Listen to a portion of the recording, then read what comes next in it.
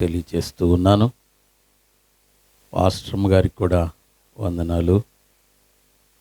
ఈరోజు ఎక్కడో ఫోటో చూశాను. రాత్రి చాలామంది పాస్టర్ గారులు ఉన్నారు, ఒక పాస్టర్ గారు కూడా లేరు ఈరోజు.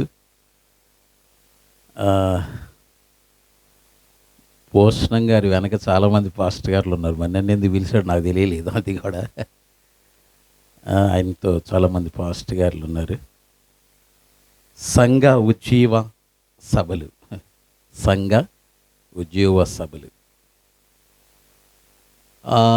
నాకు మరి సంఘ ఉజ్జీవ సభలు అనేలేకి నా ఉద్దేశ ప్రకారం నేను సంఘానికే వాక్యం చెప్పాలి అనే అభిప్రాయంలో నాకు అభిప్రాయం ఉంది. నా వరకు మరి ఏదో చూసా మరి. Thank you. రియల్గా మరి ఈయన బైబిల్ మిషన్లో మారు మనసు పొందలే, కానీ బైబిల్ మిషన్ అని పెట్టాడు మరి. అవునా? Okay okay, thank you. సరే,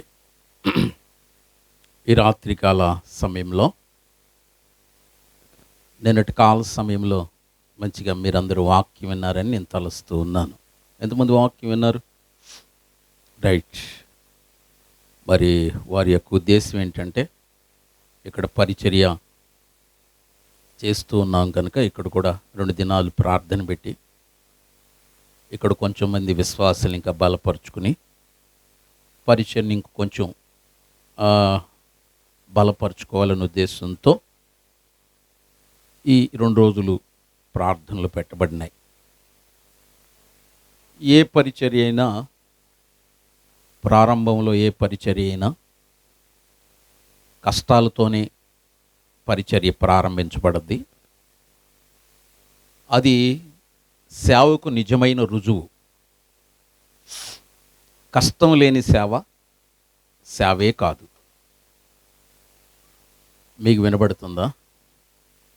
కష్టం లేని సేవ సేవే కాదు అంటే అది తప్పకుండా అది కష్టంతోనే ప్రారంభించబడద్ది నిజమైన సేవ, వారు ఎవరైనా కానీ. అది తర్వాత పెద్ద పెద్ద సేవ అయ్యుండొచ్చేమో, కానీ ఏ సేవ అయినా ప్రారంభంలో కష్టంతోనే ప్రారంభించబడుద్ది, ఒకరిద్దరితోనే ప్రారంభించబడుద్ది. అది అంతే. క్రమం పద్ధతి ప్రకారం దేవుడు దశల వారీగా పరిచర్యను అభివృద్ధి పరుస్తాడు, ఒక స్థితికి తీసుకుని వస్తాడు. బిడ్డ పుట్టగానే అన్నీ వచ్చేవి కదా. క్రమం ఒక్కొక్క సమయాన్ని బట్టి ఒక్కొక్కటి వస్తుంది కనుక బాధపడాల్సిన అవసరం లేదు. ఈ స్థితి ఇచ్చినందుకు దేవునికి వందనాలు. రాబోయే స్థితిని బట్టి దేవునికి స్తోత్రం. దేవుడు ఈ స్థితిని ఇచ్చాడు ఈ రోజుకి, మరొక రోజుకు మరొక స్థితిని ఇస్తాడు. పిలిచిన దేవుడు నమ్మదగినటువంటి వాడు. అక్కడి వరకు వాక్యంలో మనకు తెలిసినంత వరకు. తనకు ఒక చిన్న మాట చెప్పి నేను వాక్యంలోకి వెళ్తా. పరిచర్య అనేది సేవ. సేవ చాలా రకాలతో ఉండేటటువంటిది ఉంది. నిజముగా సేవ అంటే అర్థం ఏంటంటే, సేవ ఈజ్ ఈక్వల్ టు సావు అని అర్థం. సేవ ఈజ్ ఈక్వల్ టు, చాలా ఆనందంగా పలుకుతున్నారు మీరు, అది కదా. సేవ ఈజ్ ఈక్వల్ టు చావు అని అర్థం. నిజమైన సేవ, నిజమైన సేవ. ఏ ఎండకా గొడుగు పడితే పెద్దగా కష్టమేమో అవసరం లేదు. నిజమైన సేవ చేసేవారు తప్పకుండా సావు అనుభవంలోంచి వెళ్తేనే సేవ వస్తుంది. అది తెలుసుకోదగిన విషయం. భూషణం గారు ఇందాక ఒక మంచి మాట చెప్పారు.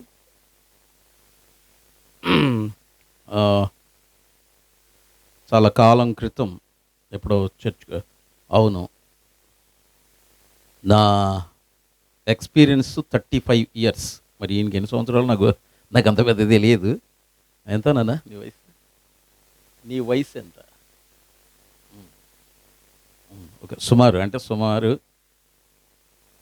ఈయన చిన్నప్పటి నుంచి నేను సేవ మొదలుపెట్టా. అంటే దరిదాపు నేను 35 ఇయర్స్ అయింది నేను సేవకు వచ్చి, 35 సంవత్సరాలు. దేవుని కృపను బట్టి ఈ రోజుకి ఈ స్థితిలో దేవుడు మనందరినీ ఉంచినందుకు దేవునికి చాలా వందనాలు. Thank you. వాతావరణం దేవుడు అనుకూలపరిచాడు. మేము కారులో ఉండగా 2-3 ఫోన్ చేశారు, ఎక్కడి వరకు వెళ్ళారు, వాతావరణం ఇక్కడ బాగాలేదు, ఎలా ఉన్నారు అయ్యగారు అని ఫోన్ చేశారు. దేవుడి కృపను బట్టి ఇక్కడ అంతా బాగానే ఉంది. మీరు వినగలిగినంత కొద్ది టైం తీసుకుని నేను చక్కగా కొంత వాక్యం చెప్పడానికి ప్రయత్నిస్తా. వారు పిలిచినా నేను వచ్చినా ఆయన కోసం నేను కాదు, నేను కోసం ఆయన కాదు, ఆయన కోసం మేమిద్దరం ఇక్కడ. కనుక ఆయన్ని గనపరచకుండా మేము ఏం చేసిన పని ఇక్కడ అవ్వదు. కనుక మనం దేవుని వాక్యాన్ని ధ్యానం చేద్దాం. ఎంతమంది వాక్యం వినడానికి సిద్ధంగా ఉన్నారు? ఎవరైనా చిన్నగా మైక్ ఇచ్చి కొంచెం కొద్దిగా ఎప్పుడన్నా వాక్యం చదవమన్నప్పుడు కొద్దిగా ఎవరైనా చదివితే కొద్దిగా ముందుకు పోతాం. ఎందుకంటే లైటింగ్ కొంచెం బైబిల్ తిరిగేసే అంత ఇక్కడే నాకంత లేదు. ఎవరైనా ఒకళ్ళు బైబిల్ తిరిగేస్తే థ్యాంక్ యూ. స్లోగా థ్యాంక్ యూ. ఈరోజు వాక్య ధ్యానము కొరకు న్యాయాధిపతుల గ్రంథము. థ్యాంక్ యూ, హల్లెలూయా. న్యాయాధిపతుల గ్రంథము, న్యాయాధిపతుల గ్రంథము 7వ అధ్యాయము. 7వ అధ్యాయము 7వ అధ్యాయము న్యాయాధిపతుల గ్రంథము 7వ అధ్యాయము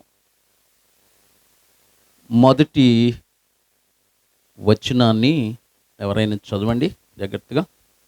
అప్పుడు యెరుబ్బయలు అనగా గిద్యోనును అతనితోనున్న జనులందరూ ఏకువనే లేచి హేరోదు బావు దగ్గర దిగగా లోయలోని మోరే కొండకు ఉత్తరముగా మిద్యానీయుల దండపాళెము వారికి కనబడెను. యెహోవా, నీతోనున్న జనులు ఎక్కువ మంది, నేను వారి చేతికి మిద్యానీయులకు అప్పగింప తగదు. చాలు. చిన్న ప్రార్థన చేస్తా, చిన్న ప్రార్థన వాక్య నడిపింపు కోసం. మీరు కూడా స్టడీ అవ్వాలి కొంచెం. అమ్మా కొద్ది పక్కన ఉన్న వాళ్ళు మీరు కూడా సహకరించండి. ప్రార్థన జరుగుతుంది ఇక్కడ, కొద్ది గట్టిగా మాట్లాడకండి తల్లి. మహాపరిశుద్ధుడా, ఘనమైన తండ్రి, నీకు స్తోత్రములు. ఈ రాత్రికాల సమయంలో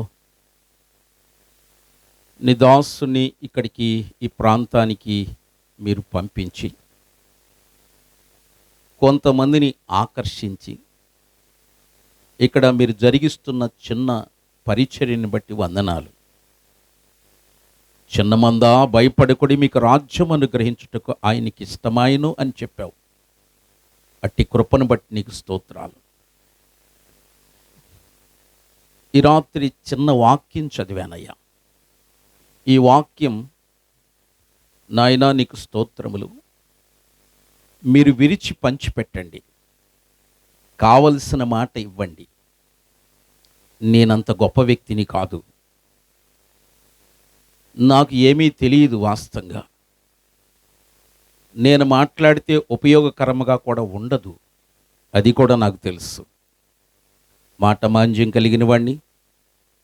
నీకు స్తోత్రములయ్యా. ఈ రాత్రి నన్ను నేను మహిమపరుచుకోవడానికి నేను ఇక్కడికి రాలేదు. ప్రజలు వాక్యాన్ని వినగలగాలి, వారి హృదయం తెరవబడాలి, వారు నీ మాటలు వినగలిగే శక్తిని వారికి అనుగ్రహించు, బలపరచు. యేసు నామమున వేడుకుంటున్నాము తండ్రి, ఆమెన్. బాగా అన్నారు మీరు. Okay, thank you.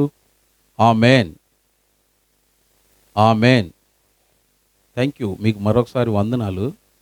వాళ్ళ మాటలు వినపడకుండా ఆమెన్ అనండి గట్టిగా. ఆ మాటలు మనకి చెవులకు పడకుండా చూడండి ఎట్లాగొట్లాగా. Thank you.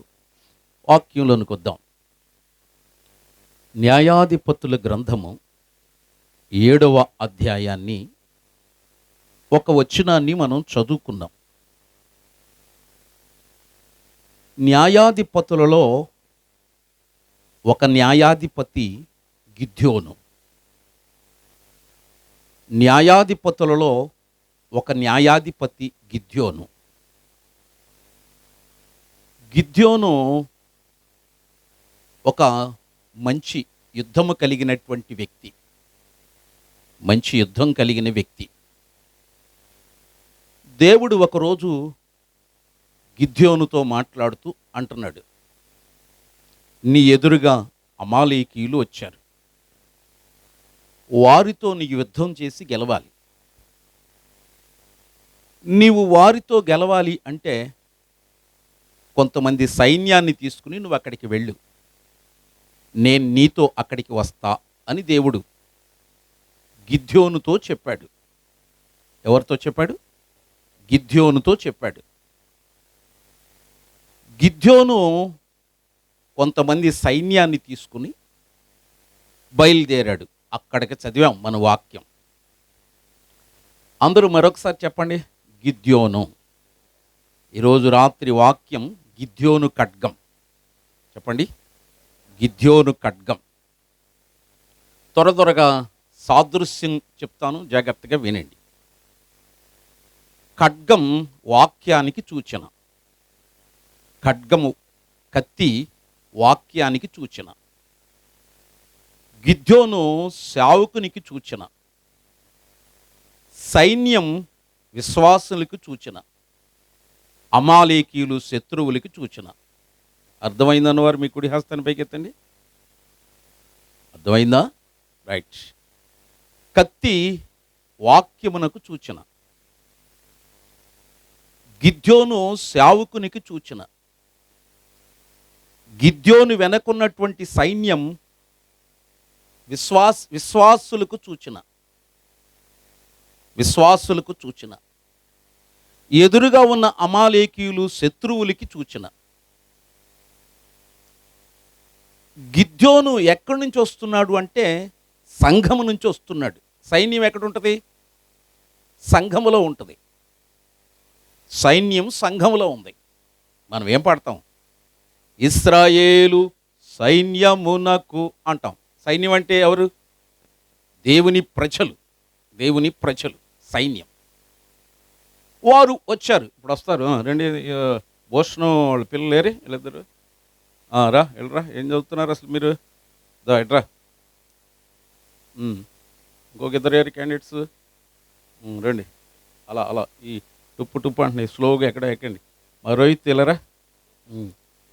రోహిత్ కూడా పైకి వస్తాడు. అవి తీసుకురా. 5 తీసుకొచ్చి వెళ్ళి స్లోగా. Thank you. నా ఎదురుగా రండి. వెనకాల నిలబడు. నీ పేర్లు చెప్పు త్వరగా. నీ పేరు? అభిషేక్. ఇటు తిరగండి, నాకేసి తిరగండి.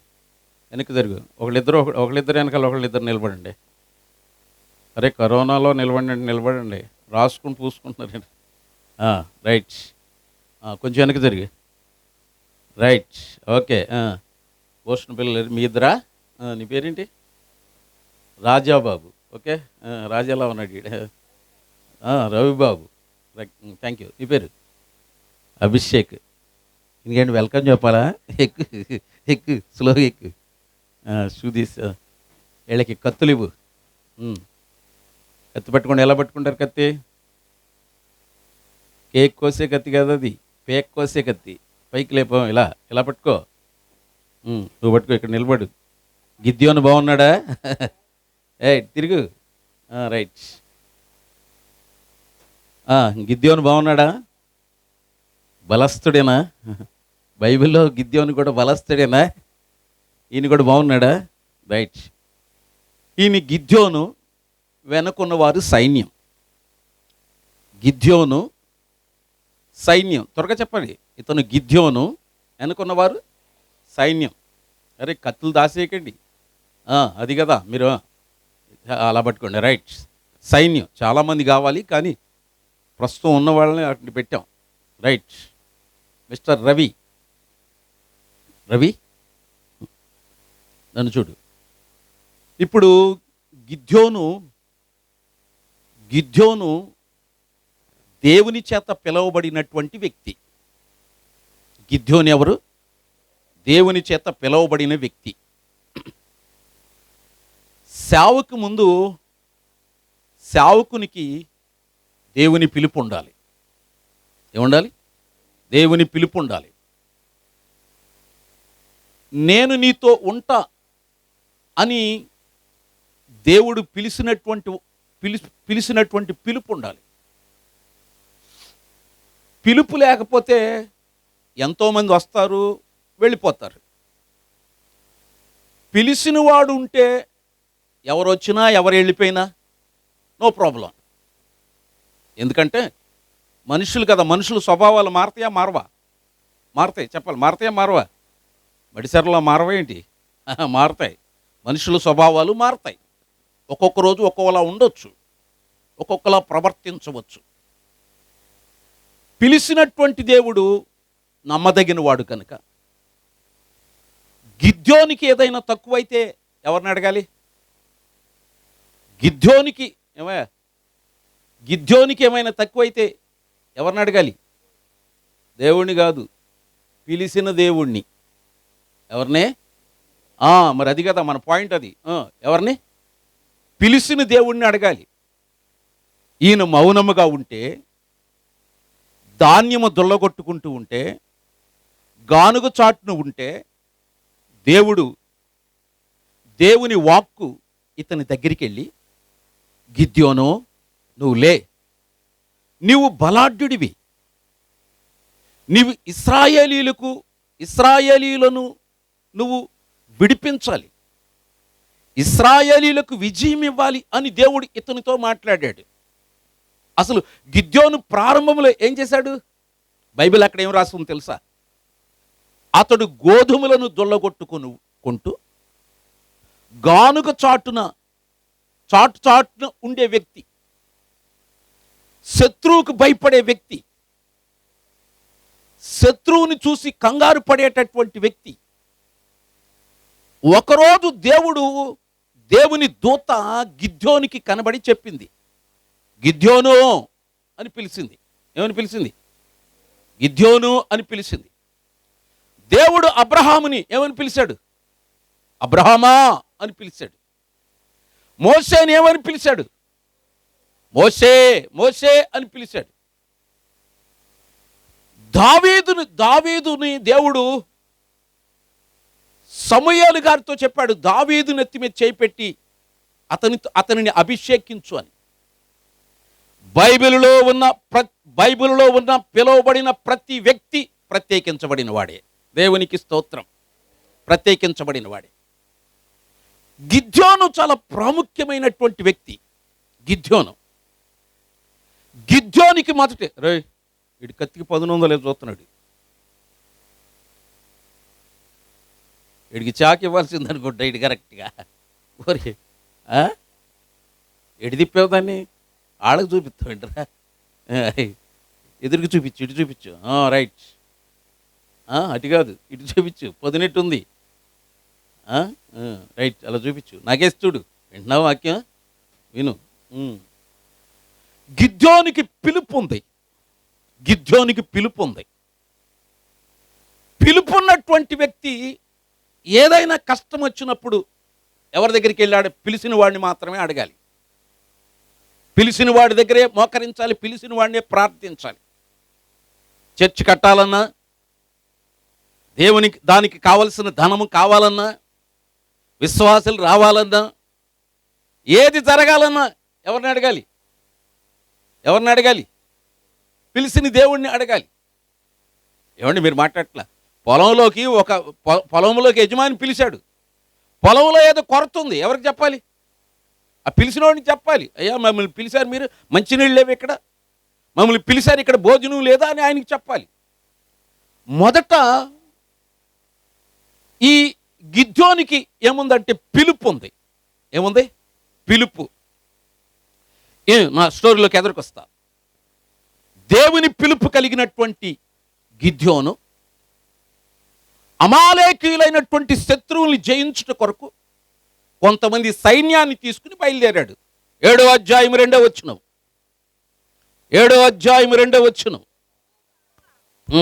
నీతోనున్న జనులు ఎక్కువ మంది, నీతో ఉన్న జనులు ఎక్కువ మంది, నేను వారి చేతికి మిద్యానీయులను అప్పగింపతగదు. నేను వారి చేతికి మిద్యానీయులను అప్పగింప తగదు. ఇశ్రాయేలు ఎవరితో మాట్లాడుతున్నారు? ఎవరితో మాట్లాడుతున్నారు? దేవుడు గిద్యోనుతో మాట్లాడుతున్నాడు. దేవుడు గిద్యోనుతో మాట్లాడుతున్నాడు. అబ్బాయి గిద్యోను, నీ వెనకున్న సైన్యం చాలా ఎక్కువ మంది, మిద్యానీయులు చాలా తక్కువ మంది.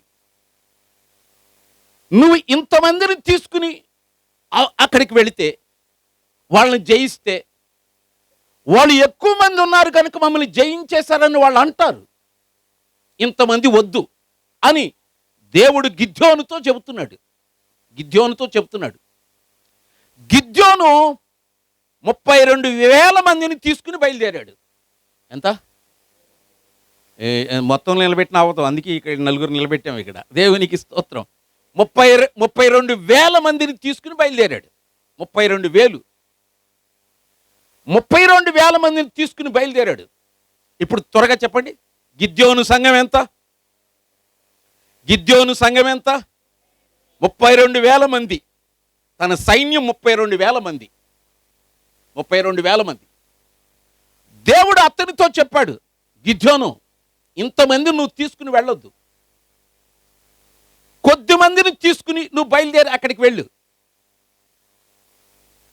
ఎవరిని తీసుకెళ్లాలో ఎవరిని తీసుకెళ్ళకూడదో చెప్తా ఇప్పుడు నేను అన్నాడు. ఎవరిని తీసుకెళ్ళాలి? రెండే త్వరగా వాక్యం చదవని కిందకి రండి. ఇశ్రాయేలీలు నా బాహుబలము నాకు రక్షణ కలగజేసినను పొడవుగా అదంతా పెద్ద చదవద్దు. ఎవడు భయపడి వణుకుచున్నాడో వారు త్వరపడి ఒక మాట చెప్పమన్నాడు.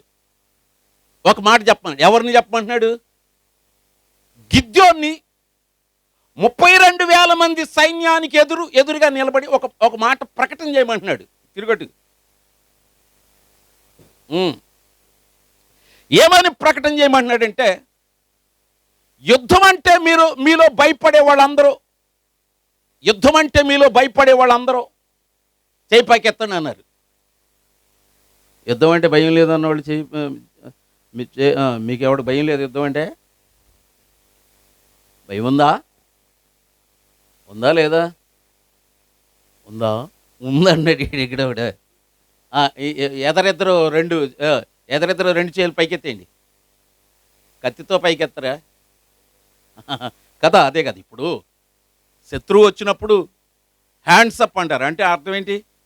నేను లొంగిపోతున్నానని. క్యాండిడేట్లు ఇద్దరు ఏమయ్యారు? ఇప్పుడు లొంగిపోయారు. బైబిల్ ఇక్కడ ఏం చెప్పారంటే 22,000 మంది భయపడ్డారంట. ఎంతమంది? బయలుదేరిన వాళ్ళు ఎంతమంది? 32,000 మంది బయలుదేరారు. 22,000 మంది భయపడి గడగడలాడుతున్నారంట. దేవుని విభజన చూడండి. దేవుడు చెప్పాడు, ఎవడు భయపడుతున్నాడో వాళ్ళని ఇంటికి పంపించేమన్నాడు. నేను అనుకున్న బైబిల్ చదివేటప్పుడు, మామించితే 10 మంది భయపడతారేమో అనుకున్నా. ఎంతమంది అనుకున్నా? 32,000 మందిలో ఒక 10 మంది, ఒక 100 మంది భయపడతారేమో అనుకున్నా. 100 మంది. దేవుడు ఎంత ఫిల్టర్ చేస్తున్నాడు చూడండి, ఎంత ఫిల్టర్ చేస్తున్నాడు. 22,000 మంది భయపడ్డారంట. మీ ఇద్దరు వెళ్ళొచ్చు, ఇక మీ పోర్షన్ అయిపోయింది. ఫ్రంట్ ఇద్దరు బయలుదేరండి. మీ ఇద్దరు. థ్యాంక్ యూ, దేవునికి స్తోత్రం. అవి ఇచ్చేసి వెళ్ళండి, అక్కడ పెట్టేసి వెళ్ళండి. మావాడు తీసుకున్నాడు చూడు. దేవునికి స్తోత్రం. వీళ్ళిద్దరికి చిన్నగా చప్పట్లు కొట్టండి. క్యాండిడేట్లు భయపడుతున్నారు. దేవునికి భయపడే వాళ్ళు ఎంతమంది? నేను స్టోరీ అర్థం అవడం కోసం చెప్తున్నాను త్వరగా. ఎంతమంది బయలుదేరిన వాళ్ళు? ఎంతమంది? 32,000 మంది. మరలా స్ట్రైట్కి తిరిగి పాయింట్లోకి వచ్చాడు. ఇప్పుడు ఎంతమంది ఉన్నారు ఈయన దగ్గర? 10,000 మంది ఉన్నారు. మిగిలిన వాళ్ళు 10,000 మంది ఉన్న చదవండి అక్కడ, చదువు రండి. 10,000 మంది మిగిలి ఉండగా ఎంతమంది మిగిలారు? 10,000 మంది. గిద్యోను దగ్గర ఇప్పుడు 10,000 మంది ఉన్నారు. 10,000 మందితో మిద్యానీయుల్ని జయించుట కొరకు వెళుతున్నాడు. 22,000 మంది ఇతని సంఘములో ఎవరున్నారు? ఇతని సంఘములో 22,000 మంది ఎవరున్నారు? భయపడేవారు ఉన్నారు. కత్తులున్న వాళ్ళందరూ యుద్ధం చేయరు.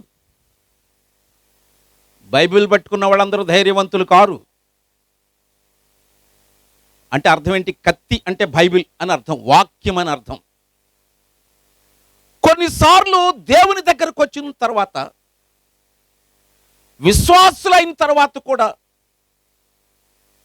ప్రార్థించే విషయంలోకి వచ్చిన తర్వాత కూడా కొంతమంది ఇంకా తిరిగి లోకం వైపు చూస్తారు. లోకం వైపు చూస్తారు, భయపడుతూ ఉంటారు. వారి జీవితాలు ఇంకా లోకం వైపు, వారి కనులు ఐగుప్తు వైపు చూస్తాయి. వారి జీవితములు ఇంకా వెనక్కి చూస్తూనే ఉంటాయి. యుద్ధం చేయడానికి ఎదరికి దేవుడు పంపిస్తూ ఉన్నా ఎదరున్న స్థితిగతులను చూడకుండా వెనక్కి పోతూ ఉంటారు, వెనక్కి వెళుతూ ఉంటారు. దేవునికి స్తోత్రం. ఏమన్నాడు తెలుసా? భయపడేవారితో దేవుడు యుద్ధం చేయను అంటున్నాడు. భయపడేవారితో నేను యుద్ధం చేయను. ఎందుకని? బైబిల్లో యెహోషువతో దేవుడు అంటాడు, నువ్వు భయపడితే తప్పకుండా అపజయం పొందుతావు. నువ్వు భయపడ్డావు అంటే అపజయం పొందుతావు. మరి నీ జయం ఏంటి? దేవుడు నన్ను పిలిచాడు. గిద్యోను రోజు చెప్పుకోవాల్సిన మాట ఏంటి? బ్యాంకులో 5,000 ఉన్నాయి, బ్యాంకులో 10 లక్షలు ఉన్నాయి, బ్యాంకులో 5,000 ఉన్నాయి, ఇల్లు కట్టేసుకున్నాను, ఉద్యోగం వచ్చింది కాదు. ఏమనుకోవాలి రోజు? దేవుడు నన్ను పిలిచాడు, దేవుడు నన్ను పిలిచాడు, దేవుడు నన్ను పిలిచాడు. ఇది ఇతని ధైర్యం, ఇది ఇతని ధైర్యం, ఇది ఇతనుకున్నటువంటి విశ్వాసం. బ్యాంకులో అకౌంట్లో డబ్బులు ఉండొచ్చు, ఒకవేళ అయిపోవచ్చు. నీ వెనకొచ్చిన మనుషులు ఉండొచ్చు, ఉండకపోవచ్చు. ఈరోజు ప్రేమించిన వారే రేపు ద్వేషించవచ్చు. మనిషి నచ్చితే ఒకలా మాట్లాడతారు, మనిషి నచ్చకపోతే ఒకలా మాట్లాడచ్చు. కానీ నిన్ను ఏ దేవుడైతే పిలిచాడో ఆ పిలుపుకు తగినట్లుగా, ఆ విశ్వాసమునకు తగినట్లుగా, ఆ నమ్మకత్వానికి తగినట్లుగా నువ్వు జీవించుట కొరకు ఎప్పుడు శ్రద్ధ కలిగి ఉండాలి. దేవునికి స్తోత్రం. అక్కడ వరకు. ఇప్పుడు మిగిలినటువంటి వ్యక్తులు 10,000 మంది. ఎంతమంది? తెలుగులో చెప్పండి. ఎంతమంది జారిపోయారు? జారిపోయారా పారిపోయారా? జారిపోయారా పారిపోయారా? పారిపోయారు. భయపడి పారిపోయారు. మిద్యానీయుల్ని మనం జయించలేమేమో. గిద్యోను పక్కన భయపడేవారు ఉంటే ఎలాగో అపజయం వస్తుందో, సేవకుని పక్కన భయపడేవారు ఉంటే సేవకునికి విజయం రాదు. దేవునికి స్తోత్రం. రాదు. సేవకునికి విజయం రాదు. విజయం రాదు కనుకనే దేవుడు అన్నాడు, వాళ్ళ ఇంటికి పంపించేయమన్నాడు. దేవుడు వాళ్ళ ఇంటికి పంపించేయి. ఇంటికాడ ప్రశాంతంగా బైబిల్ తెరిచి చిన్న వాక్యం చదువుకుని ప్రార్థన చేసుకుంటా ఉండమను. వాళ్ళ యుద్ధానికి పనికి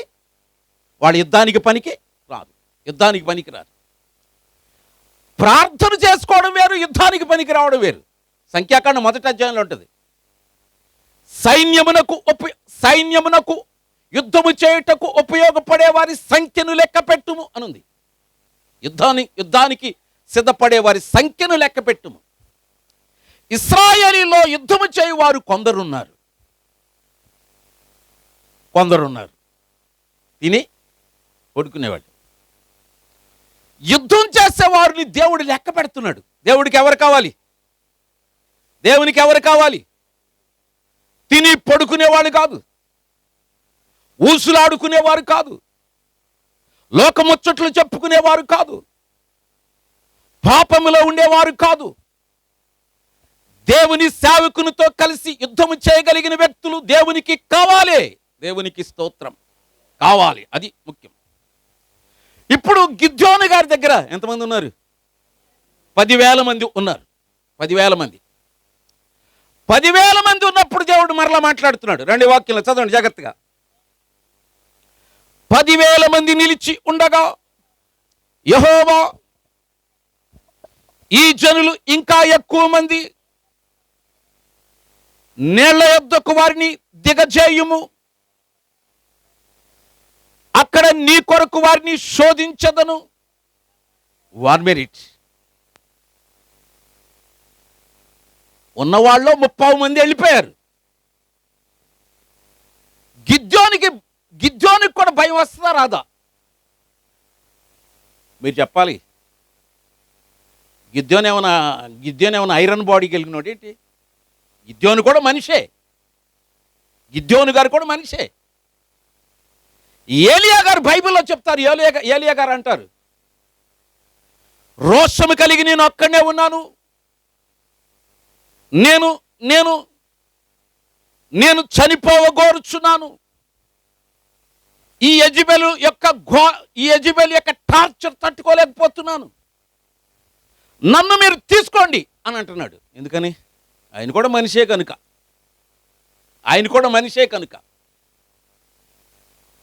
మనిషికి కొంత సమయం అయిన తర్వాత ఓర్పు సహనం నశించిపోద్ది. అమ్మో, నేను తట్టుకోలేకపోతున్నాను. గిద్యోను నిజముగా భయపడాలి. దేవుడు ఇంకో గుండె దడదలు ఆడిపోతుంది. ఇప్పటికే 10,000 మంది ఉన్నారు.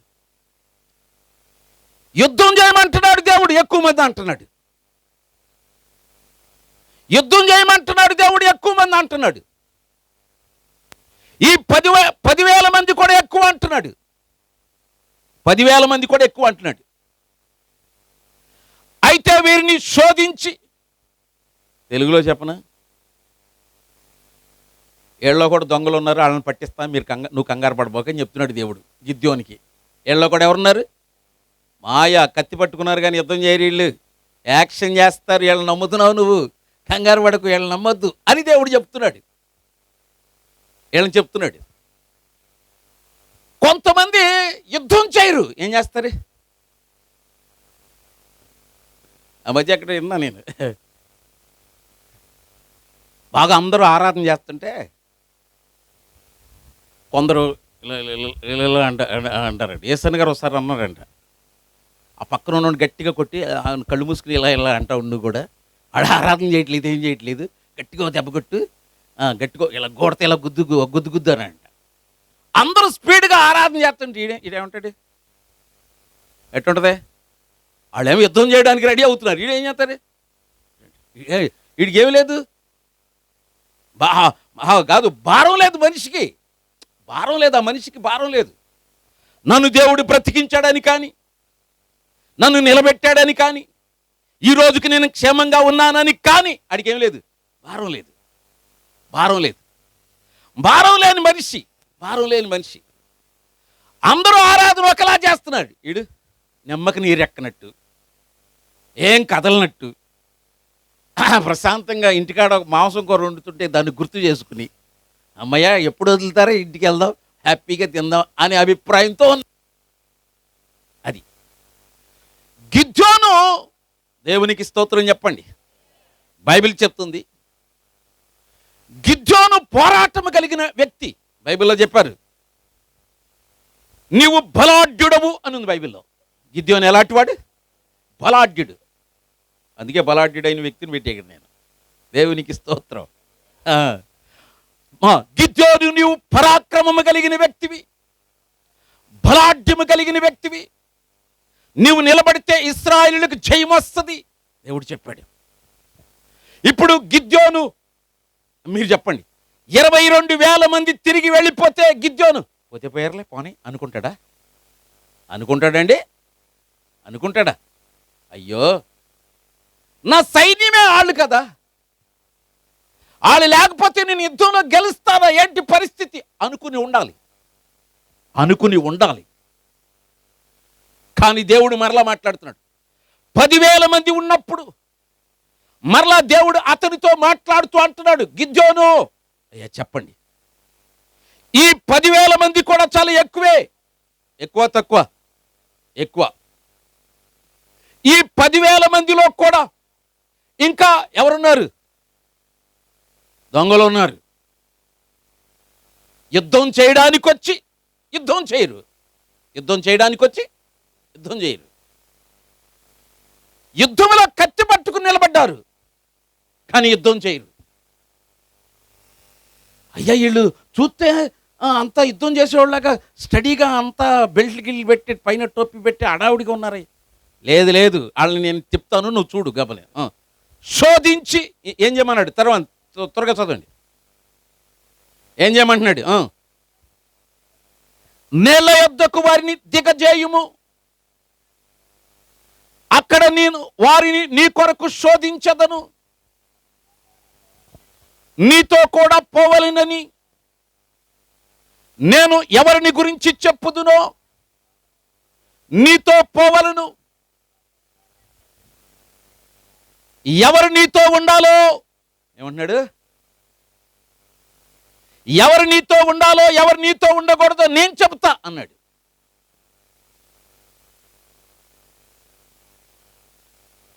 గిద్యోనికి గడగల్లాడుతుంది గుండెకి. కారణం, ఇంకెంతమందిని వెళ్ళిపోమంటాడో, ఇక అసలు నా దగ్గర ఉన్నాడు ఎవడు, నాకే అసలు కాళ్ళు ఊగుతున్నాయి కిందకి ఎట్లాగా అని.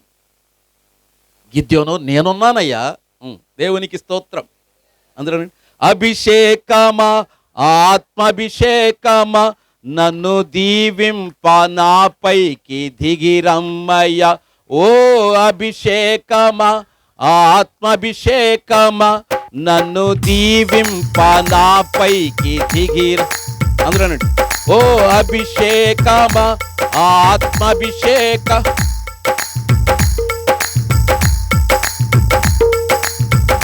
ఓ అభిషేకమా ఆత్మాభిషేకమా నన్ను దీవింప నాపైకి.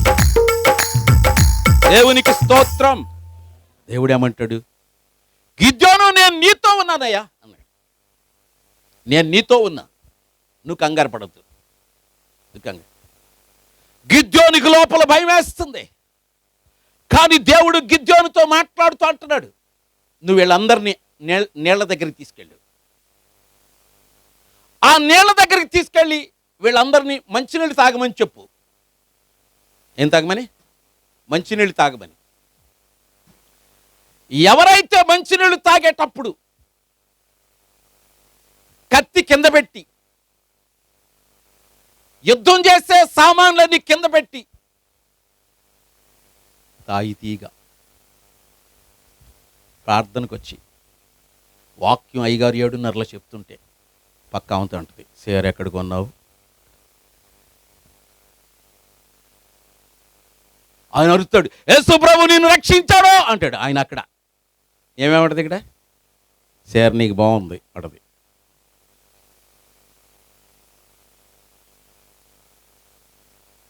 ఒకటి కొంటే 2 ఇచ్చారా?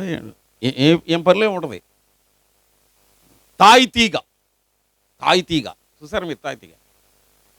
ఇప్పుడు దేవుడు ఇలాంటి వ్యక్తులు నీతో వద్దు అంటున్నాడు. దేవుడు ఇలాంటి వ్యక్తులు నీతో వద్దు. ఇలాంటి వ్యక్తులతో నువ్వు వెళితే యుద్ధంలో ఏం రాదు, నీకు జయం రాదు. అలాంటి వ్యక్తులు వద్దు అన్నాడు. వీళ్ళని 2 గుంపులుగా, ఇప్పుడు 10,000 మందిలో 2 గుంపులు విడగొట్టేశాడు దేవుడు. అన్నాడు, గుర్తుపట్టేయాలని నువ్వు అన్నాడు. ఎలా గుర్తుపడతావు? వీళ్ళలో యుద్ధం అంటే ఇంట్రెస్ట్ లేని వ్యక్తులు. ప్రార్థన అంటే ఎవరికి ఇంట్రెస్ట్ ఉండదు?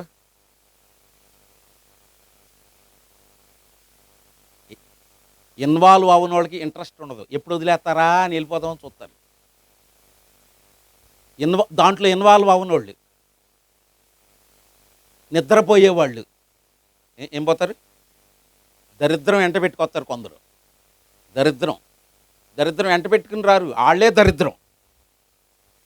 సుమా, ఇంకో మాట ఉంది, నిద్ర అంటువ్యాధి. ఈ పక్కోళ్ళు నిద్రపోతే ఈ పక్కోళ్ళకి కూడా ఏమొస్తుంది? వాళ్ళ దరిద్రం పక్కోళ్ళకి కూడా అంటిస్తారు. వాళ్ళ దరిద్రం కూడా, వాక్యం విన్నెవరు, ఏదో ఒకటి మాట్లాడుతూ పోతూ ఉంటారు. ఇక్కడ 2 కోవలు కనబడుతున్నాయి. 2 కోవలు. మొదటి కోవ, ఎవరైతే కత్తి పక్కన పెట్టి యుద్ధం చేసేటటువంటి ఆయుధములు, యుద్ధం చేసే అవన్నీ పక్కన పెట్టి తాయితీగా మాట్లాడుకుంటూ అక్కడికి వెళ్ళి మంచినీళ్ళు తాగారో అది ఒక గుంపు. దేవునికి స్తోత్రం. ఇవన్నీ చేతిలోనే ఉంచుకుని ఇప్పుడు తాగుతాడు మా వాడిని మంచినీళ్ళు ఇటీ. కత్తి చేత్తోనే ఉంచుకుని మంచినీళ్ళు తాగాలి. ఎలా తాగుతావు చెప్పు? మీకు యుద్ధం చేసే సంగతి తెలుసా? ఇంతకుముందు యుద్ధం చేసే సంగతి తెలుసా? మాస్టర్ చెప్పండి. మాస్టర్ ఉంది ఇక్కడ. ఇంతకుముందు యుద్ధానికి వెళ్ళేటప్పుడు రాజు యుద్ధానికి అవకడికి వెళ్ళిన తర్వాత, ఏదైనా దాటి అవకడికి వెళ్ళిన తర్వాత మళ్ళీ వెనక్కొస్తారేమని వెనక ఏదైతే దాటి వెళ్ళారో అది తీసేసేవాళ్ళంట. ఇంక వెనక్కొచ్చే సెక్షన్ లేదు. సావోరేవో అక్కడే తేల్చాలి, అక్కడే తేల్చాలి. వెనక్కి మనకి తిరిగి వచ్చే ప్రసక్తే లేదు. అందుకే మనం ఏమంటాం? యేసుని వెంబడింతునని నేడేగా నిశ్చయించి తిను నే అంటలేదు మీరెవరు? నే వెనుదిరుగా వెనుకాడను. రెండో లైన్, నే వెనుతిరుగా నేను వెనక్కి రానిక. మరేంటి పైన రేవై అక్కడ ఇద్దరు కూడా రావట్లేదండి. మరి నేను సేవ మానేద్దాం అనుకుంటున్నాను. పని అవ్వదు, పని అవ్వదు. నువ్వు ఏ రోజైతే నువ్వు అది యుద్ధానికి కత్తి పట్టుకుని బయలుదేరావో నీ ముగింపు అక్కడే ఉండాలి కదా. ప్రభువా కాచితివి ఇంతకాలం, కాచితివి ఇంతకాలం, కాచితివి ఇంతకాలం, చావైనా బ్రతుకైనా నీ కొరకే దేవా, చావై నీ సాక్షిగానే జీవింతునయ్యా, నీ సాక్షిగానే జీవింతునయ్యా ప్రభువా.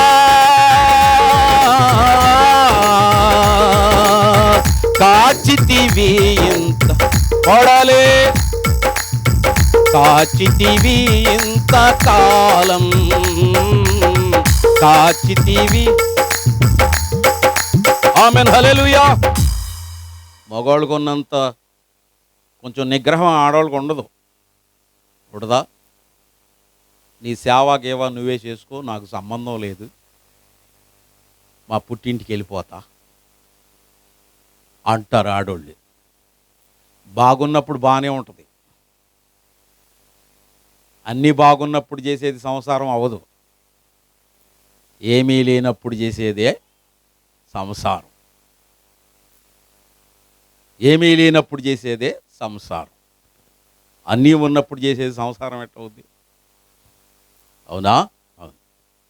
స్త్రీలకు నిగ్రహ శక్తి చాలా తక్కువ. భూదేవంత ఓర్పు ఉంటుంది అంటారు కానీ అవత పని. బైబిల్ లేదు అక్కడ అలాగా.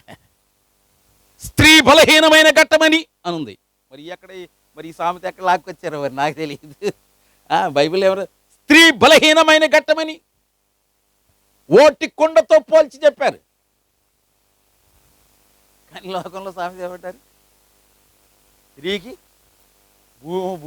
భూమి అసలు భూదేవే లేదు, వాళ్ళకి భూతి లేదు కూడా అది లేదు, అసలు లేదు కదా అసలు. నో. ఉదాహరణ చెప్పనా? యోబు భార్య.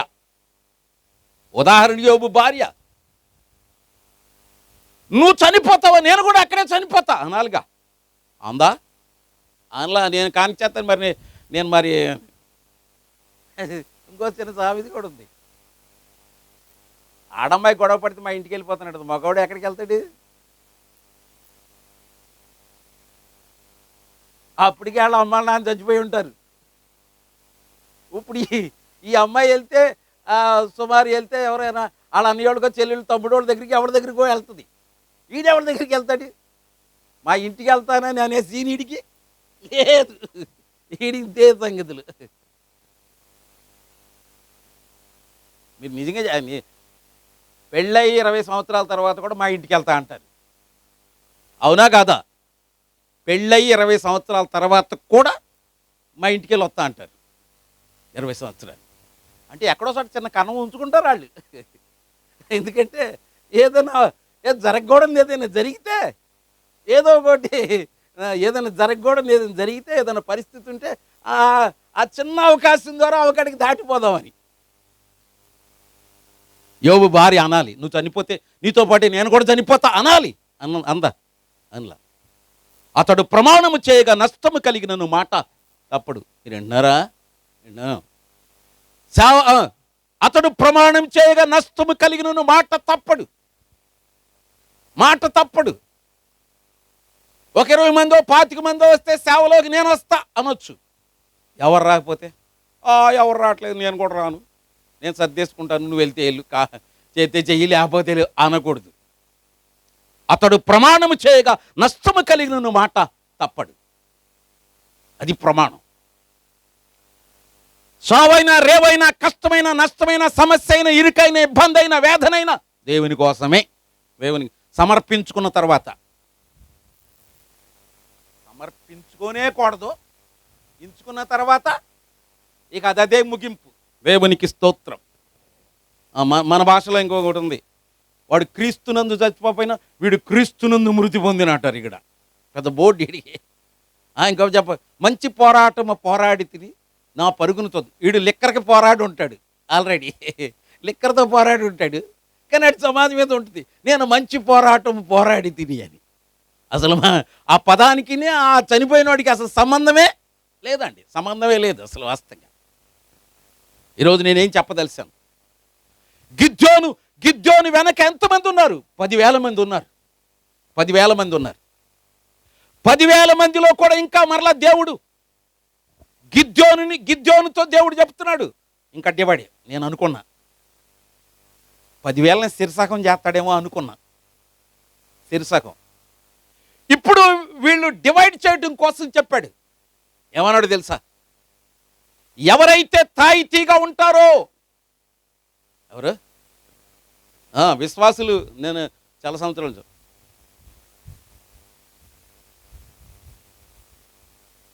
భర్త మాట విన్నప్పుడు ప్రార్థన టైంకి వచ్చేస్తారు. ఆడు కనుక శుభ్రంగా అన్నీ తెచ్చిపెడుతున్నాడు అనుకో, స్లోగా వస్తారు ప్రార్థనకి. లేకపోతే శనివారం ఉపవాస ప్రార్థనకు, అయ్యగారు మా ఆయన కోసం ప్రార్థన చేయండి అంటారు. రోజు కంటిన్యూగా వచ్చేస్తారు శనివారం. ఆడు కనుక ఇంట్లో శుభ్రంగా ఉన్నాడా, దేవుడు ఆ అమ్మాయి మాట వినకుండును గాక, ఏమో ప్రార్థనకు వచ్చును గాక. మరి అది జరిగేది అదే కదా. దేవుడు అందుకే దేవుడు ఒక ముళ్ళు పెడతాడు ఎక్కడో చోట, ఓ ముళ్ళు. ఆ ముళ్ళు పెట్టబోదు నువ్వేం చేయు? ప్రార్థన చేయవు అసలు. ఆ ముళ్ళు లేకపోతే అసలు ప్రార్థనే చేయు. ముళ్ళు ఏదో ముళ్ళు పెడతాడు. అన్ని పరిస్థితులు బాగున్నాయి, నేను ప్రార్థిస్తా అనలేవు, నీ వల్ల అవదు. కడుపు నిండా తిన్న తర్వాత నేను ప్రార్థిస్తా, అవదు పని. కడుపు నిండా తిన్న తర్వాత ఏం రాదు, ఏమవుతుంది? నిద్ర వద్దంట, వాడు చెబుతున్నాడు, నిద్ర వస్తుంది. అందుకే బైబిల్ చెప్పారు, అందుకే బైబిల్ ఏం చెప్పారు తెలుసా? కొంచెం వెలుతు ఉంచుకుని చూడాలి. వెలుతు దేవుణ్ణి స్తుతించే అంత ఆహారం మాత్రమే తీసుకోవాలి. నేను కడుపు ఎక్కువైన వాడనైతే, ఏమన్నది బైబిల్లో? ఏం మాట్లాడట్లా? సామెతలు 30 చదవండి త్వరగా. నాకు ఎక్కువ ఇవ్వద్దు, తక్కువ ఇవ్వద్దు. ఎక్కడ? ఏ క్లాసు నువ్వు? రైట్, బాగానే చెప్తున్నాడు వాక్యం. చెప్పు. ఏ క్లాసు నువ్వు? Okay, thank you. చదువు. సామెతల గ్రంథము 30వ అధ్యాయము ఎన్నో వచ్చినావు?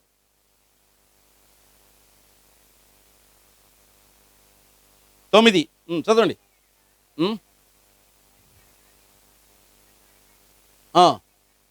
పై ముక్క చదవండి. ఏది ఎక్కువైందో తెలియట్లా నాకు. తగినంత ఆహారము నాకు అనుగ్రహించుము. అందుకే దేవుడు నీకెన్నిచ్చినా ఒక చిన్న కొద్దు ఉంచాలి. ఆమెన్. దేవుడు నీకెన్నిచ్చినా ఏముంచుతాడు? కొదువులో ఆయన నీకు కనబడతాడు. కొదువులో నీకు కనబడతాడు. మీరు ఇక్కడ కూర్చున్న విశ్వాసులు ఎవరైనా, నేను చర్చికి వెళ్తున్నానండి, అసలు నా ప్రార్థన అంశాలు లేవు, అన్నీ అయిపోయినాయి అన్నీ అన్నవాళ్ళు చేపకెత్తండి. అసలు మీరు ప్రార్థన చేయమని నేను అడగనండి రేపటి నుంచి, అన్నీ మొత్తం వచ్చేసి నాకు అన్నవాళ్ళు ఎవరంటే చేపకెత్తండి. ఒకటా చెప్పమంటే 1000 చెప్పరు. ఇప్పుడు 1000 ప్రార్థన అంశాలు చెప్తారు వరుస పెట్టి. 1000. దేవుడు నీకు కొరత ఉంచునుగాక, నువ్వు మోకరించి ప్రార్థించుదువుగాక, ప్రసవేదన ప్రార్థన నీకు వచ్చునుగాక. రైట్. తాయితీగ అక్కడికి వచ్చాం మనం. తాయితీగ వీరు ఎవరైతే 10,000 మంది ఉన్నారో వారిలో 9,700 మంది. ఎంతమంది? 9,700 మంది. మళ్ళీ లెక్క అడుగుతా, 10th క్లాసు. 9,700 మంది కత్తి కింద పెట్టు అక్కడ పెట్టు, తాయితీగా పెట్టు అక్కడ పెట్టు, పెట్టేశాడు. అంటే యుద్ధం సంగతి తర్వాత చూసుకుందాం. ఆ మధ్య నా ఫ్రెండ్ ఒక ఆయన ఉన్నాడు, ప్రార్థన జరుగుతుంది, పక్కన బిర్యానీ వాసన వస్తుంది. ప్రార్థన సంగతి తర్వాత చూద్దాం, ఆ బిర్యానీ పెట్టేసేయండి అంటున్నాడు. ఏంటన్నారు? వాసన వస్తే నేను తట్టుకోలేనండి, తిన్న తర్వాత చేద్దాం ప్రార్థన అంటున్నాడు. అరే వేడిది మూతి కాలుతుంది, అయినా పర్వాలేదు పెట్టేయండి అంటాడు. కత్తి పట్టుకున్న చెయ్యి కత్తి కింద పెట్టొచ్చా? పెట్టకూడదు. అది యుద్ధశూరుని యొక్క లక్షణం కాదు. బైబిల్ పట్టుకున్న తర్వాత బైబిల్ని కింద పెట్టొచ్చా, ఇక పక్కన పెట్టొచ్చా? పెట్టకూడదు. సావైనా మా అక్క వద్దంటుందండి, మా చెల్లి వద్దంటుందండి, మా అన్నయ్య వద్దంటున్నాడండి, మా బామర్ది వద్దంటున్నాడండి, పలానోళ్ళు వద్దంటున్నారండి, ఇక నేను సర్దుకుంటున్నానండి అని అనకూడదు. ఈ 10,000 మందిలో 9,700 మంది కత్తి పక్కన పెట్టేసి దానికి సంబంధించినటువంటి సామాన్లు కింద పెట్టేసి తాయితీగా మంచినీళ్ళు తాగుతున్నారంట, మాట్లాడుకుంటా చక్కగా హ్యాపీగా. ఇదిగో వాళ్ళు యుద్ధానికి పనికిరారు. ఆమెన్ చెప్పండి. వాళ్ళు యుద్ధానికి పనికిరారు. ఆ 9,700 మందిని ఇంటికి పంపించే అన్నాడు. రండి చదవండి, మొక్క చదవండి, త్వరగా చదవండి. 9,000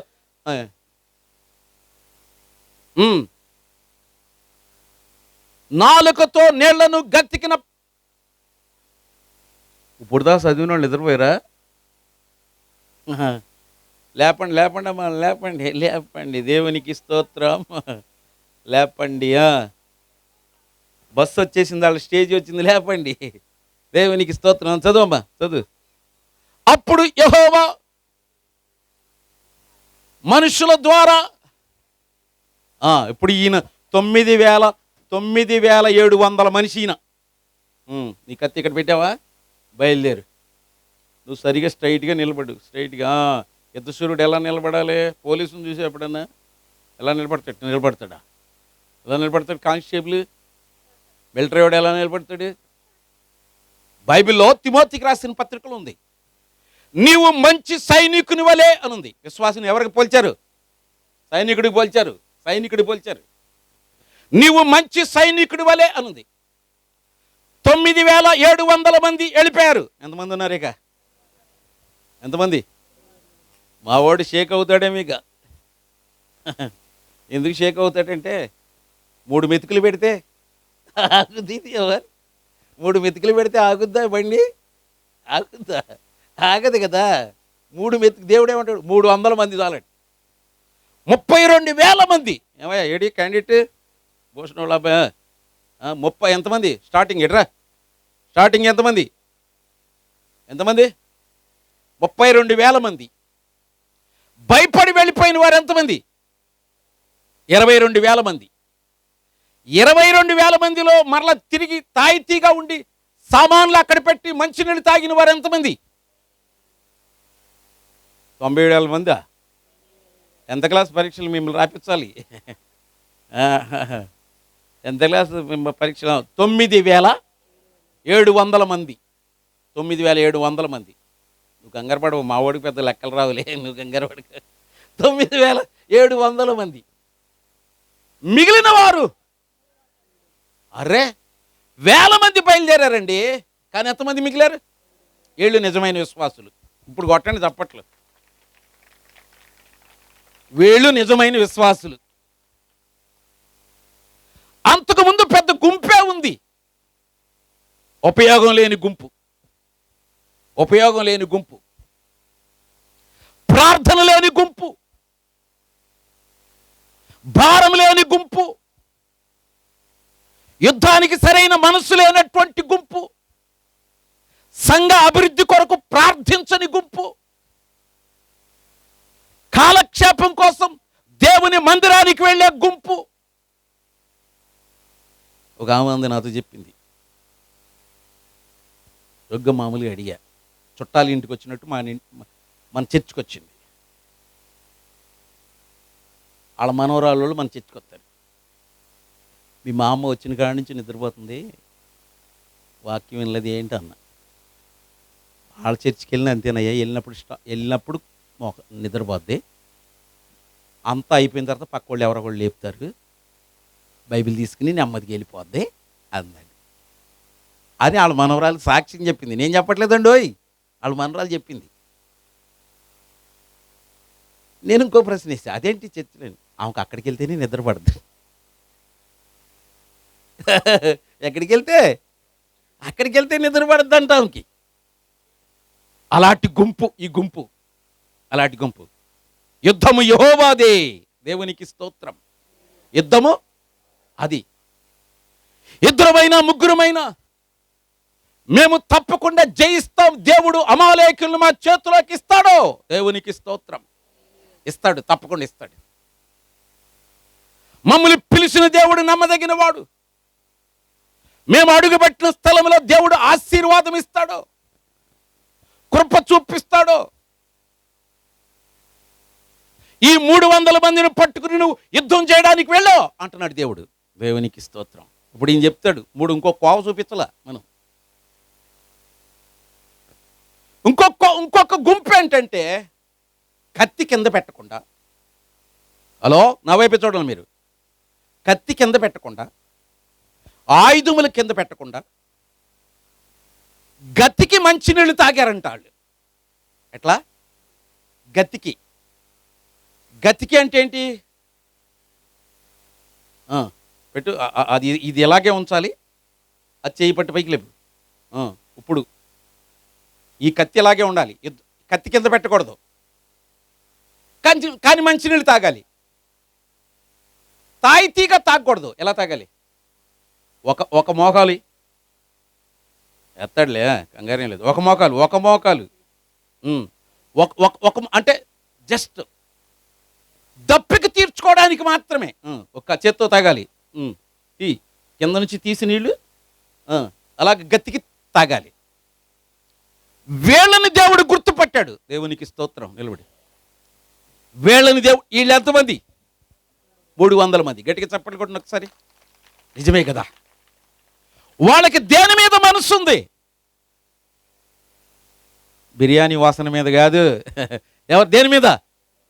యుద్ధం మీద మనసుంది. దేవుడు పిలిచాడు కనుక, అమాలేకీయుల మీద విజయం ఇస్తాడు కనుక, వెనక నుంచి ఒకవేళ శత్రువు వస్తున్నాడేమని కత్తి కింద పెట్టకుండా, తాయితీగా కాకుండా, మాట్లాడుకుని కాకుండా యుద్ధం మీదే మనసు పెట్టారు. దేవునికి స్తోత్రం. యుద్ధం మీద మనసు పెట్టారు. యుద్ధం మీద మనస్సు పెట్టి మంచినీళ్ళ కంటే యుద్ధాన్ని ఎక్కువగా ప్రేమించి గిద్యోని వెనక నిలబడ్డారు 300 మంది. దేవునికి స్తోత్రం. రెండు ముక్క చదవండి. ఇప్పుడు వెళ్ళండి అన్నాడు. ఆ ముక్క చదవండి, నేను ముగిస్తా. అప్పుడు యెహోవా గతికిన 300 మనుషుల ద్వారా నేను మిమ్మలను రక్షించదను. గిద్యోని ఏమనకూడదు? గిద్యోని ఏమో అనకూడదు. ఇంకేమిస్తావులే ప్రభువా, నా వెనకాల వచ్చిన వాళ్ళు అందరూ వెళ్ళిపోయారు, విజయమా భుజమా నేను కూడా బయలుదేరుతాను ఇక అంటున్నాడా? అనాలా? అనకూడదా? మీరు నిజంగా అంత స్టాండర్డ్ ఉందా మీ దగ్గర? ఉందా? అంత ఉందా? ఎవరొచ్చినా రాపై నేను ప్రార్థనకు వస్తా అని ఉందా? చెప్పండి, ఉందా? చాలామందిని గమనిస్తా, అప్పుడప్పుడు గమనిస్తా. ఒక ఆమె ఉంది, హలో మీ ఊరు ఆమె, ఇటు చూడండి, నన్ను చూడండి, నేను కొత్తగా వచ్చా, అవునేం చూస్తారు, మీ ఊరు ఆమె కదా పిల్ల ఏంటి, ఇటు చూడు. మా ఊర్లో తిరణాలు జరుగుతుంది ఇప్పుడు. నిజమే. నువ్వెంత ఇచ్చావు అని అడుగుతారు, పక్కన ఆమెను అడుగుతారు, నువ్వెంత ఇచ్చావు అంటారు. ఆమె ఇచ్చిన దాన్ని తెలుసుకుని ఏమిస్తుంది, ఇంకో రూపాయి ఎక్కువేసి కొంచెం ఎక్కువ ఇచ్చిన కాడ నుంచి ఒకటే గోల, ఈరోజు నా పేరు రాలేదేంటి. దిక్కుమాలిన సంత, దిక్కుమాలిన సంత. మీరు ఎప్పుడైనా గమనించండి, మైక్లో మీ పేరు చదివారంటే పరలోకంలో మీ పేరు చదవబడదు. ఇది ఒక్కటే గుర్తు మీకు. పరలోకంలో చదవబడితే మైక్లో చదవబడదు. రెండే గుర్తులు మీకు. మైక్లో చదివింది పరలోకంలో చదవబడదు, పరలోకంలో చదవబడేది మైక్లో చదవబడదు. నీకేది కావాలో కోరుకో. ఇక నేను నా వల్ల అయ్యే పని కాదు, అది నీ ఇష్టం, నువ్వు కోరుకో, నీ ఇష్టం. పక్కవారిని అడుగుతారు. పక్క ఈమె ఎప్పుడో బయలుదేరి ప్రార్థనకి రెడీ అవుద్దా, ఆమె కోసం అరుగు మీద కూర్చుంటుంది. వెళ్దాంలే ఆగు, అయ్యగారు రాడు, ఇంకా పాటలు అవ్వదు అంటాడు. పాటలు అయిన తర్వాత వెళ్తారు వీళ్ళిద్దరు. పాటలు అయిపోయిన తర్వాత వెళ్తారు. తాను చెడిన కోతి వనమంతా చెడింది అన్నట్టు, నేను రెడీ అయిపోయినామా, నేను వెళ్ళిపోతున్నాను, నేను ప్రార్థన కాక నేను ఎర్లీగా వెళ్ళిపోవాలి అందో. ఏమంటది, ఆగు నేను వస్తున్నా అంటది. ఏం బయలుదేరి వచ్చి ఏం ఇంటికాడ కూర్చుంటుంది. వీళ్ళిద్దరు కలిసి అక్కడ కూర్చుంటారు. ఈయన వాకింగ్ చెప్పే టైంకి వస్తారు వీళ్ళిద్దరు తాయితీగా. మధ్యలో ఏం మాటలు, మధ్యలో మాటలు ఏంటి, గోకులంలో సీత, గోకులంలో సీత. రాత్రి సీరియల్లో జోక్ చెప్పాలంటే, నిన్న పొడుస్తానన్నాడు, పొడిచాడా లేదా, పొడిచాడా లేదా, పొడిచాడా లేదా. నిజంగా ఆడు కత్తి తీసుకుని పొడవడానికి 4 రోజులు పడుతుంది. ఈలోపు బీపీ వచ్చేస్తుంది వీడికి. చూసే క్యాండిడేట్కి ఏమవుతుంది, పొడుస్తాడు పొడుస్తాడు పొడుస్తాడు అంటే లేకి ఆడెవడి బీపీ వచ్చేది. మీరు నో డౌట్, మీరు సీరియల్ చూసే వాళ్ళకి బీపీ చూడండి, వాళ్ళకి బీపీ ఉంటుంది, ఏం డౌట్ లేదు. మీరు ఏం అసలు ఆలోచించాల్సిన అవసరతే లేదు. ఎందుకని, మీ మనసంతా ఎక్కడుంది, ఆడు పొడుస్తాడా పొడుస్తాడా పొడుస్తాడా అని అక్కడ ఉంది. ఆడు పొడిసేటప్పటికి ఆటోమేటిక్గా బీపీ వచ్చేస్తుంది అంతే. నీకు ఏం కొని తెచ్చుకో అవసరం లేదు, ఆటోమేటిక్గా వచ్చేస్తుంది బీపీ. ఈలోపు ప్రార్థన అయిపోతుందని పరిగెట్టరు, వాక్యం అయిపోతుందని పరిగెట్టరు. మొన్న మధ్య వీరమట్లో ఒకళ్ళు ఎవరో చెప్తున్నారు, వాళ్ళన్నీ మధ్య చర్చకొస్తారు తెలిసిన ఒక ఫ్యామిలీ 2 పేరు. ఆయన ఎవరో వస్తారుగా, ప్రార్థన జరుగుతుందా అని అడిగా. ఎక్కడయ్యా, ఆయన వచ్చి పాడుకుంటా ఉంటే ఆ అమ్మాయి పని చేసుకుంటుంది ఇంట్లో, వాళ్ళ ఇంట్లోనే ప్రార్థన. జోక్ కాదు, నిజమే. వాళ్ళ ఇంట్లోనే ప్రార్థన, వాళ్ళే పిలిపించుకున్నారు, ఆయన పిలిపించుకున్నారు. ఆయన వచ్చి పుస్తకంలో ఉన్న పాటలని పాడేస్తున్నాడు. ఏమేం చేస్తుంది, పని చేసుకుంటుంది. ఇంకా ఆయన ఏమవుతాడయ్యా అని చెప్తుంది. మరి ఆయన ఏమయ్యాడు, అసలు ఆయన ఏమన్నాడు, ఆయన పనికి పోయాడంట. ఇక ఎప్పుడు ఆఖరి ప్రార్థనకి వెళ్తుంది కాబోలు ఇకేమో. మరి ఎవడు పాడుకుంటారు, ఆయనే పాడుకుంటాడు. ఇక పాడుకుని చూశారు, ఇలాంటి విశ్వాసులు ఉంటారు, ఇలాంటి విశ్వాసులు. అలాంటి వారితో సేవలో విజయము రాదు. దేవునికి స్తోత్రం. అలాంటి వారితో సేవలో విజయము రాదు. ఇంకా టాప్ చెప్పాలనుకుంటున్నా, పనికిరాని 32,000 మంది కంటే 300 మంది గొప్పవారు, దేవునికి ఉపయోగపడే వ్యక్తులు, నమ్మకస్తులు. ఇంకా టోటల్గా చెప్పాలనుకుంటున్నా, 3 చాలు, 300 మంది అవసరం లేదు. దేవునికి ఉపయోగపడే వ్యక్తులు, తండ్రి కుమార పరిశుద్ధాత్మలాగా 3 ఉంటే చాలు. స్తంభాల్లాగా దేవుడు ఏదో ఒక రోజుకి దాన్ని ఉన్నత స్థితిలోకి తీసుకొస్తాడు. దేవునికి స్తోత్రం, తీసుకొస్తాడు. ఒక మాట చెప్పాలి, ఉపయోగపడని 1000 మంది కంటే ఉపయోగపడేటటువంటి ఒక్క వ్యక్తి చాలు. ఒక్క వ్యక్తి చాలు. ఒకనికి 100 మంది కుమారులు ఉండిరి, ఆయనను అతడు సరిగా సమాధి చేయబడలేదు. అతనికి ఒక వ్యక్తి ఉన్నాడు, అతడు సరిగా సమాధి చేయబడ్డాడు. అతడు ధన్యుడు. దేవునికి స్తోత్రం, అతడు ధన్యుడు. భూషణం గారికి ఇంకో మాట చెప్పాలనుకుంటున్నా. గారంటం నాకు అది కొంచెం కొత్తగా ఉంది. భూషణ, అన్యాయముగా 1000 మందిని సంపాదించే కంటే న్యాయముగా 6గురుని సంపాదించి మనల్ని మనం సిద్ధపరచుకుని 6గురితో అక్కడికి వెళ్ళుట క్షేమము. దేవునికి స్తోత్రం. అన్యాయముగా ఒక 1000 మందిని పట్టుకుని వెళ్తే ఉపయోగమేమీ లేదు. ఉపయోగమేమి లేదు. నీవు సిద్ధపడుము, నీతో కలిసిన వారిని సిద్ధపరచుము. హెస్కేల్ గ్రంథం. నీవు సిద్ధపడుము, నీతో కలిసిన వారిని సిద్ధపరచుము. దేవుడు కోరుకుంటున్నది అది. ఇప్పుడు దేవునికి ఎంతమంది, దేవునికి పనికొచ్చే వ్యక్తులు ఎంతమంది? నీరసంగా చెప్తున్నాడు, వెళ్ళిపోయారు మొత్తం అని. 300 మంది. దేవుడు ఒక్క మాట ఉంది బైబిల్లో, మీరు బైబిల్ రిఫరెన్స్ చూపిస్తాను చూడండి. గిద్యోను ఖడ్గము యెహోవా ఖడ్గమే అని ఉంది బైబిల్లో. 7వ అధ్యాయము. Thank you. హల్లెలూయా, హల్లెలూయా. గిద్యోను ఖడ్గము యెహోవా ఖడ్గమే అని ఉంది. 20వ వచనం.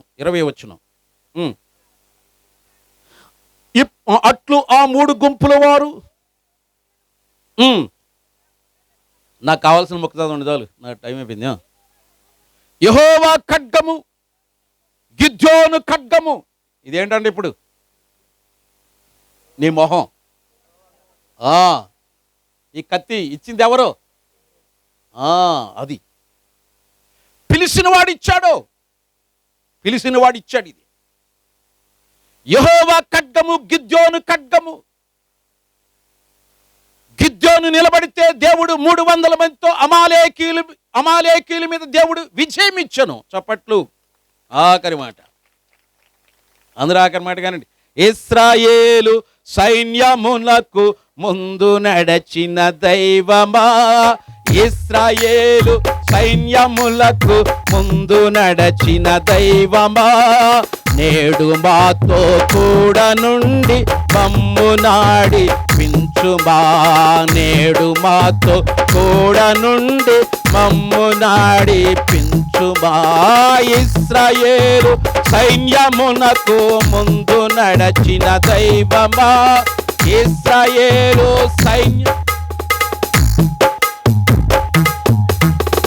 నేడు మాతో కూడా నుండి మమ్ము నడిపించుమా, నేడు మాతో కూడా నుండి. దేవునికి స్తోత్రం.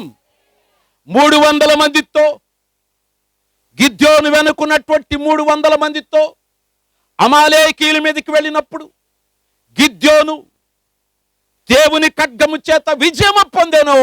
ఆమేన్. విజయము పొందెను. ఇది గిద్యోను విజయము కాదు, గిద్యోను ఖడ్గము విజయము కాదు, గిద్యోను సైన్యము విజయము కాదు, గిద్యోను యొక్క దేవుని విజయము. దేవునికి స్తోత్రం. నేను ఏమయ్యున్నానో ఆయన కృపను బట్టి అయ్యున్నాను. నేనేమయ్యున్నానో ఆయన కృపను బట్టి అయ్యున్నాను. దేవుడు ఈయన్ని ఇక్కడికి పంపితే, దేవుడు తన పిలుపుని కలిగి ఇక్కడికి పంపితే, దేవుని వచనం ఇక్కడ ఉంటే, దేవుడు తప్పకుండా గిద్యోనికి ఇచ్చిన విజయాన్ని తప్పకుండా నీకు కూడా ఇవ్వబోతున్నాడు. దేవునికి స్తోత్రం. ఇస్తాడు. ఇది మనిషి మాట కాదు, దేవుని మాట. దేవుని మాట. కొద్ది మందితో కూడా దేవుడు విజయం ఇస్తాడు. 1000 మంది కాకపోవచ్చు, కొద్ది మందితో కూడా విజయం ఇస్తాడు. గిద్యోనికి 300 మందితో దేవుడు విజయం ఇచ్చాడు. భోజనంకి 3 కూడా దేవుడు విజయాన్ని ఇస్తాడు. దేవునికి స్తోత్రం. కొద్ది మంది అని కానీ, తక్కువ మంది అని కానీ, మనుషులు లేరని కానీ, ప్రజలు లేరని కానీ, మందిరం లేదని కానీ, పరిస్థితులు లేవని కానీ, డబ్బులు లేవని కానీ, ఏ రీతిగా కూడా దుఃఖించవలసిన అవసరత లేదు. కారణం, పిలిచిన దేవుడు నమ్మదగినవాడు. దేవునికి స్తోత్రం. పిలిచిన దేవుడు నమ్మదగినవాడు. మిమ్మల్ని పిలిచిన దేవుడు నమ్మదగినటువంటి వాడు. ఈ రాత్రి మనం ప్రార్థించాలి. గిద్యోనికి ఇచ్చిన విజయాన్ని నీ దాసుని కూడా మీరు ఇవ్వండి. 1000 మంది లేకపోయినా, 300 మంది లేకపోయినా, 3 ఉన్నా మీరు విజయాన్ని ఇవ్వగలిగిన వాడు మీరు ఒక్కళ్ళే నాయన. నీకు స్తోత్రం అని దేవుని సన్నిధిలో మనం కనిపెట్టి ప్రార్థించాలి. మనం అందరం ఎందుకు వచ్చాం? ప్రేయర్ హెల్ప్, ప్రార్థనా సహాయాన్ని చేయడానికి వచ్చాం. అంతేనా? వచ్చారా రాలేదని కొద్దిగా మొహం చూపించి వెళ్ళడానికి వచ్చారా? నో. దేనికి వచ్చాం? ప్రార్థనా సహాయం. ఇక్కడ గొప్ప కార్యం చేయి ప్రభువా. గిద్యోనికి ఇచ్చిన విజయాన్ని ఇక్కడ అనుగ్రహించు. నీ దాసుని బలపరచు, తన పిలుపుని స్థిరపరచు, నూతన కార్యాన్ని జరిగించు అని ప్రార్థిద్దాం. దేవుడి రాత్రి మాటలను దీవించును గాక. అందరు లేచి నిలబడండి. ఒక చిన్న ప్రార్థన చేసి సెలవు తీసుకుందాం. ఎంతమంది కన్నీటితో ప్రార్థిస్తారు? ఎంతమంది కన్నీటితో ప్రార్థిస్తారు? మనం మీరు సరదాగా వచ్చారేమో, నేను సరదాగా రాలేదు.